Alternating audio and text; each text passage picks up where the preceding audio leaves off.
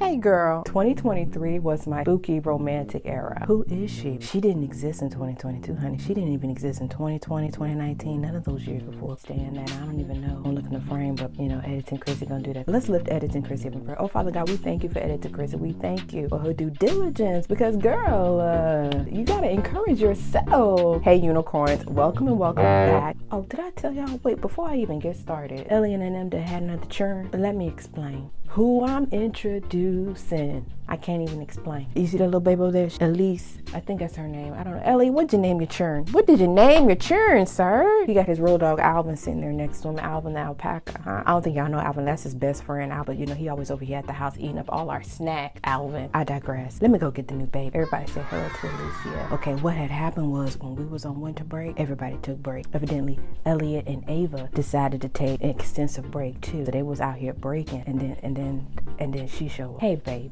come on somebody. She look just like her mama. You know, the other couple ones been looking like their daddy. At the unicorn reunion, who I'm introducing. We got great auntie Estelle. Okay, can we take a moment? Hey, nobody telling her about her lashes, okay? Y'all leave her alone. Okay? Great auntie Estelle got her lash package. She got her clean cut relaxer, okay? My mother made this beautiful unicorn for me for Christmas. She was just giving great auntie. So she got her earrings and she ready, okay? She got her little crown on. Okay, y'all better leave great auntie alone. She got a lash pack subscription that I'm supposed to be talking about my year in review. Let me get myself straight. Look at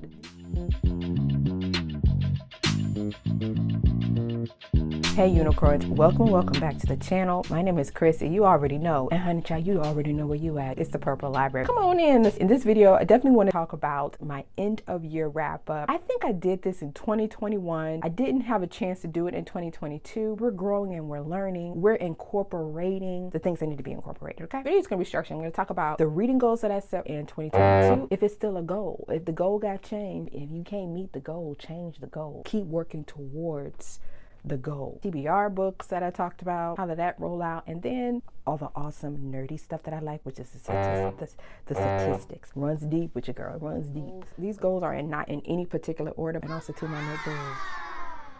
Girl, we thank the Lord. Beautiful brown girl on the cover. Got this from Target. They have a beautiful line of notebook. Did I find my planner at the time of this filming? Yes, it's not here yet, but stay tuned. You get a little vlog footage of that. And I know you was wondering. I am looking at my notebook. So reading goal, complete 10 series. Your girl did exactly 10 series. I had to recalculate because I thought I did 12, but there was a couple of them that I caught up on. But really, I completed 10 series. Series that I completed were the Greenbone Saga, Cradle. You didn't complete Cradle? Girl, when did you complete Cradle? Honey, that's not in the note. Oh, one moment, girl, you did not complete no Cradle.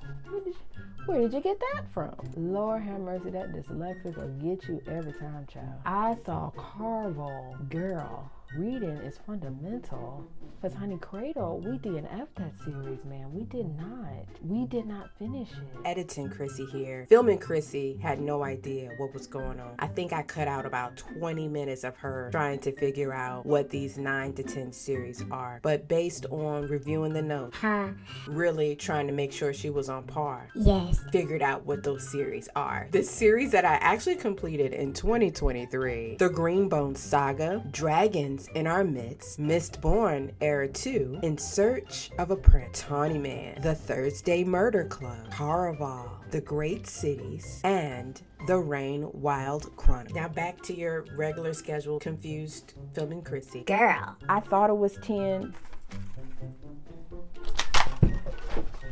Read my physical shelf. So I didn't put like an actual parameter on read my physical shelves. There's much to be read on the shelf. Out of the 94 books that I actually physically had in my inventory, not including loans, I read 70 books from my physical shelves, which was 60% of my physical shelves. And so in 2022, I read more off of my physical shelves. I read about 90% off of my physical shelves. I didn't have as many library loans in 2022. Definitely saw an increase increase in library loans, probably because I had more book buying bans. Ban don't really work that well for me because the ban is supposed to stop me from buying. So instead of buying, I went to the library buy. But then your girl still wasn't reading the physical shelves. I was reading the library book, but the physical shelves still weren't changed. Irony. Like, is the book buying ban really the issue? Just thinking about those things. Like again, that's really good. 30% lower from my normal trend. Read 72 books. Well, your girl read 114 books in 2023, which that's not including DNF books because I don't include DNF. Post-editing Chrissy here.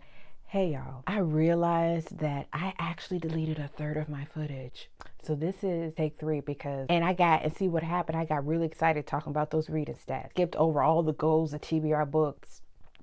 Maybe I need to reform. My next goal was read more Jane Austen.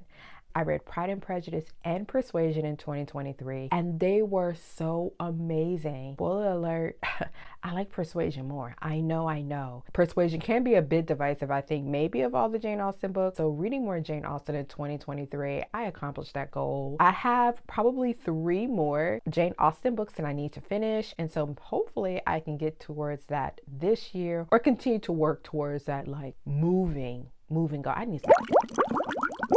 My next goal was read more Agatha Christie. This was shaky.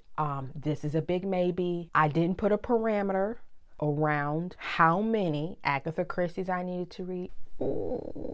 A win is a win. We'll see where this year takes us. Queen, I'm not Miriam. I'm not the classics queen, but I'm more like a princess, duchess. Maintain my reading tracker. Let me go get my 2 reading trackers. So if you're anything like me, how in the world am I tracking my reading? I love aesthetic journaling. Bojos are just so beautiful and I love consuming that kind of content. It's hard to keep up with, right? It's hard to maintain. This is my 2022 reading tracker. I loved the aesthetic edits that I had in it.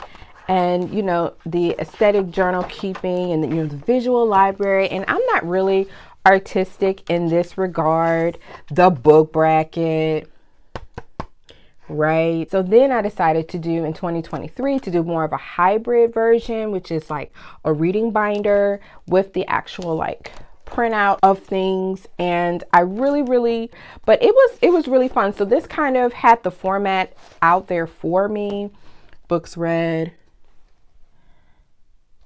It had everything formatted for me to fill everything out. But again, I didn't keep up with it. It usually falls off about April. And I don't know if I necessarily track my reading that much in the springtime. Maybe there's a trend there that I need to look at. I'm now transitioning more into a spreadsheet reading tracker. I'm very statistically driven and I like evaluating my reading from that perspective, even though I have like a huge appreciation for all the other ways we can track reading, because Goodreads and how they be totaling and calculating, I'd be like, Goodreads, I read 127 books this year. Say I read that many. I didn't, and I put that on the exclusive show. Read 12 book of the month. So again, this was shaky. This was shaky. Say, hey, we're gonna revise that goal and say read 4 book of the month because honey child, I only read 4 book of the months. I actually canceled my book of the month subscription in 2020. And so I've been book of the month free for a year. No slouch on book of the month. But I think for me, for my reading preferences, I loved the fact getting any kind of bookish thing in the mail. We think that was what I really got out of it rather than the actual books. And there were a handful of books that I read that were really great. And then most of them though really fell at the 3-star below rating for me. I only read 4 and that's okay. So the 4 I did read, A Wilderness of Stars, It Girl, The Stardust Thief, Firstborn.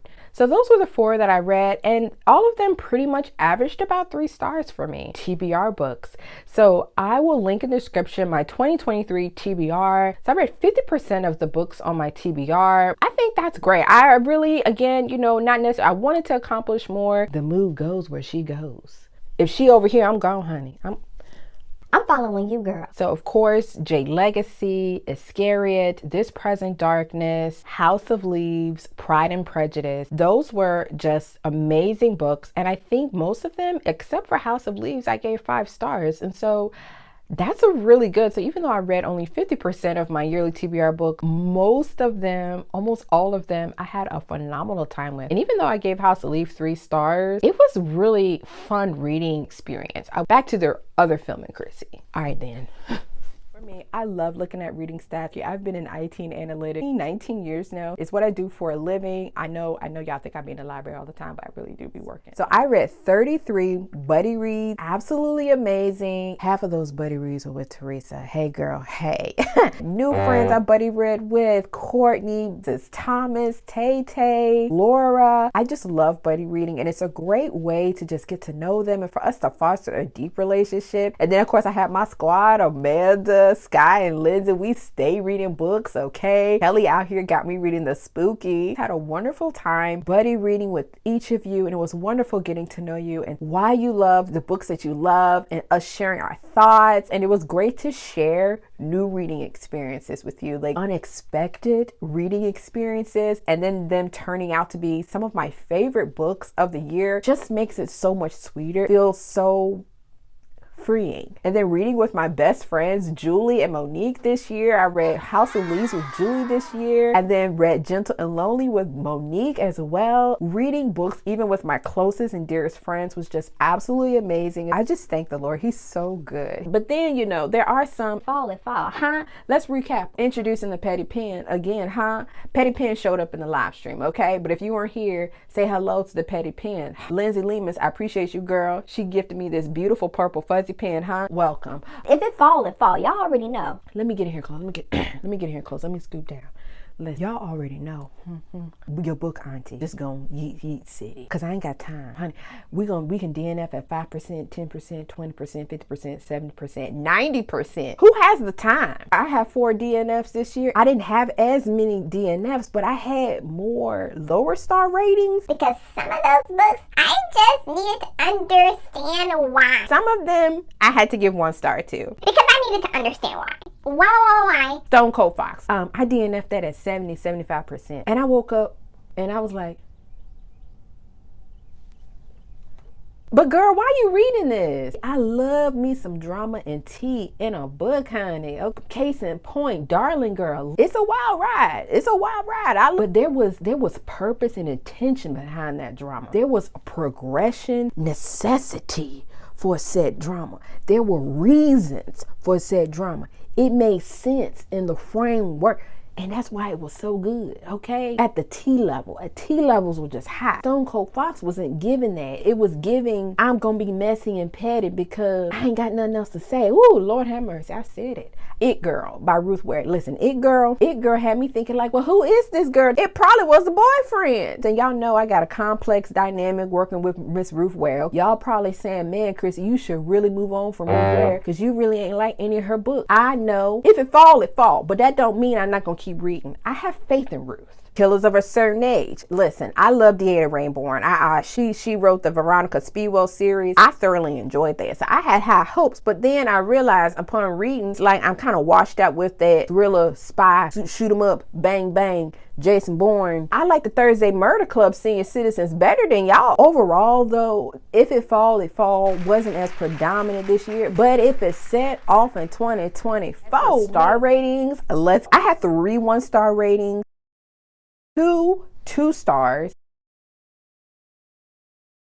13 3 stars, and that's good because most of the book stars is a good rating. That's not a bad rating at all. It was a good book. I'll read more of this author. I have 41 4-star books, 53 5-star books. That's wild. The fact that a lot of those books were books outside of my comfort zone, books that I've been normally open to, and they ended up being so amazing. Or like, man, maybe my tastes are changing. Maybe there's some nuances to my reading discovered that I really enjoyed, or maybe I didn't enjoy. Amazing. 53 5-star reads. We thank the Lord. Top 3 genres would be number 3, mystery, 18 books. So that's probably due to a lot of the cozy mystery books I read as well. And I did go down a Veronica Speedwell and Stoker funnel in the springtime because I was just, give me all of the banter, honey. The second highest genre, fantasy. Girl, ain't nobody surprised you got fantasy on your list of highest genres. Nobody is surprised, ma'am. 23 books from the fantasy genre. I wanted it to be higher. I think it was a lot lot higher in 2022, but 2024 definitely going to lean back into reading more on my shelves, which a lot of those books are fantasy with a few other genres sprinkled in. Definitely want to focus back into fantasy and science fiction. Didn't really read much science fiction this year either, so definitely want to get back into my science fiction bag. And then the number one most read genre, Christian with 42 books. And this actually includes subgenres of Christian nonfiction, Christian fantasy, Christian science fiction, all the notable subgenres. I'm so glad I found new authors. Christian genre was just really exploded this year. We just thank the Lord for it. Most read notable subgenre, end time fiction, all the Left Behind books, honey, 17 books. Left Behind just left all the other books. We're here, this our year. I reread a lot of end times fiction, so Left Behind and the End series, so both are very high stakes end times prophecy. Phenomenal. I highly recommend them too. My highest reading month was March, 16 books. This is mainly due to the fact that it's middle grade March and March Mystery Madness, and we got an extra week in March too for reading. And I usually come out of my rereading / slump. I reread to avoid a slump. I usually come out of my winter hibernation in March. My lowest reading months though were June and December, and in the month of June, Buddy read The Purpose of Man by A.W. Tozer and This Present Darkness. And so those were very, very heavy, beautiful books to read. And I believe that was Teresa and I's first 2 buddy reads together. After that, we was like, girl, we're going to read books all the time now, child. Let's curate a list. And then December, I think I only read 1 or 2 books. December reading is on par. December, January, my reading tends to kind of taper off a little bit. I had 37 library loans, which makes sense because I only read about 60% of my shelves. How many of them did I read? Child, I don't know how many of them I actually read. I told you I'm trying to get my reading tracker situation straight up. I can provide that detail at a later date. Total pages read 34,310. Like a lot of pages. Y'all know I love me a tome, so that's probably the reason why. I do love me a big 700 page book. 700 pages is definitely medium tome territory, but you give me a 900 page book, sailing. I'm just going away with the clouds. Total hours listened, 823 hours for audiobooks, especially since I tend to physically reading and pairing that with the audiobook. That's my preferred method of consumption of books. I like the ability to open the book and read it and then go and keep the continuity in my reading. But overall, 2023 was an amazing year for me as a reader. Thank you so much. I think I have almost 700 subscribers now at the time of this filming, and I just really appreciate each of you. Thank you for all of your support, all of your kind words. Every time you stop in, whether you're commenting, liking, viewing, even if you're not commenting and you're viewing, I just appreciate all of your support, for partnering with me, for buddy reading with me, bringing my videos into your home and your heart. And I just thank the Lord for each of you. The Lord has been incredibly faithful. Keep me in prayer as I continue to pursue him and pursue his way in stewardship of this platform. And so let's just keep going on in faith. Let's just continue to grow this beautiful community and to enjoy this beautiful medium of books that the Lord has given to us as a way for us to glorify him and to just have fun and to enjoy his presence and learning and growing and leaning into who we are through him, because there's only life in the Lord. Amen. May the grace of the Lord be with you. Thank you so much for watching. Thank you so much for being here. And I'll see y'all next time. But honey girl, I can say I'm gonna see y'all next week. I'll see y'all next week. Bye.